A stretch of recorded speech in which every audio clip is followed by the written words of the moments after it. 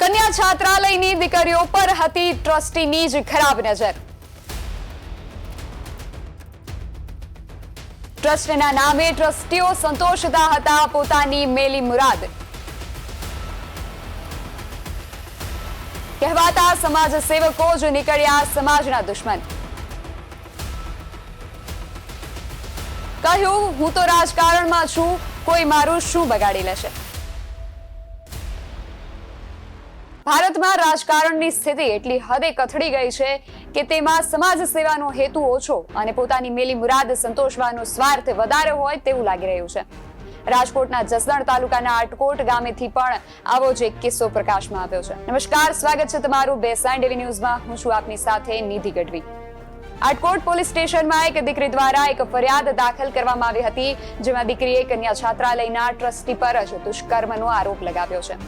આ વિશે વિગતે વાત કરીએ તો આટકોટની માતૃશ્રી ડીબી પટેલ એજ્યુકેશન ટ્રસ્ટ સંચાલિત કન્યા છાત્રાલયમાં એક દીકરી રહેતી હતી અને પોતાનો BCA નો અભ્યાસ કરી રહી હતી। વિરનગર ગામના જિલ્લા પંચાયતના સદસ્યના પતિ અને આટકોટની આ કન્યા છાત્રાલયના ટ્રસ્ટી પરેશ રાદડિયાની ખરાબ નજર પહેલેથી જ આ દીકરી પર હતી અને તેના પગલે આ દીકરીને છાત્રાલયની રેક્ટર બનાવવામાં આવી હતી, કારણ કે રેક્ટર સ્ટાફની ઓફિસ અલગ હતી, જ્યાં દીકરીને રિપોર્ટ આપવાના બહાને બોલાવવામાં આવતી અને રિપોર્ટની આડમાં આ નરાધમો પોતાની વિકૃતિ સંતોષતા રહ્યા હતા।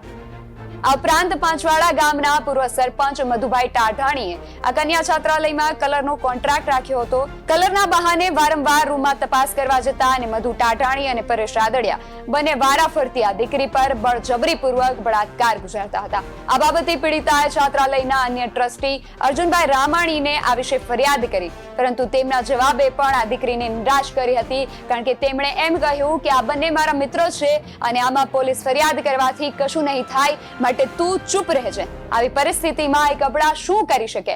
આ દીકરીની શું વેદના હશે, સાંભળીએ। અને મધુભાઈ એવું હતું કીધેલું કે તું મારી આ લગ્ન કર, તું મારા છોકરાને સાચવજે। તો મેં એવું કીધું, તમારે તો મેરેજ થઈ ગયા છે, તમારે તો વાઈફ છે, તો મને એવું કીધું, એ મારા વાઈફનું જોયું જાય છે, તું મારે આ લગ્ન કરીને મારા છોકરાને સાચવજે। અને મેં કેટલા સમય પહેલા આ 2023માં છઠ્ઠા અને મેં આ વાતની રાવણી સરને જાણ કરી હતી, પણ રાવણી સર એવું કીધું કે આ બંને મારા મિત્ર છે, એટલે હને તું અહીંયા બધું સમાધાન કરી નાખ, ન કરી કે હને તારું તને બદનામ કરીશ ને આવું બધું ધમકી આપેલી મને। પોતાની ઓળખાણ કઈ આપતા હતા? ના, એવું કઈ નહીં, એવું કઈ વસ્તુ નહીં। પરેશભાઈ જે રહ્યા એ રાજકીય નેતા છે એવું કઈ કહેતા હતા? હા, એટલે આમ એવી ધમકી આપતા બધી કે નહીં હું છે આમ છું, આમ કરી નાખીશ, એમ કરી નાખીશ બધું।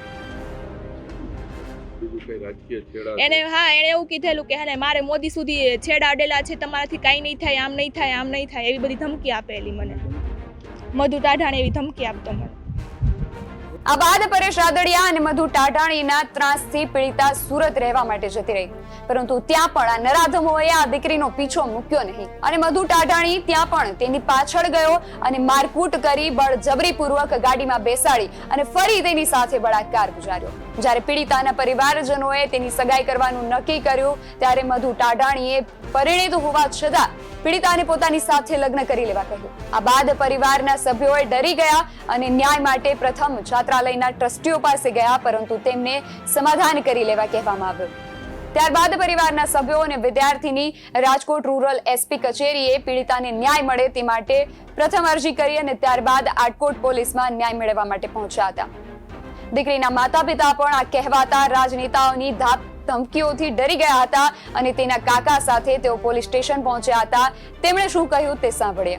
અને આ જે હોસ્ટેલમાં ભણે છે ને ત્યાં પરેશ રાદડિયા અને મધુભાઈ ટાઢાણી તે જંગવરના છે અને પરેશભાઈ વિરનગરના છે।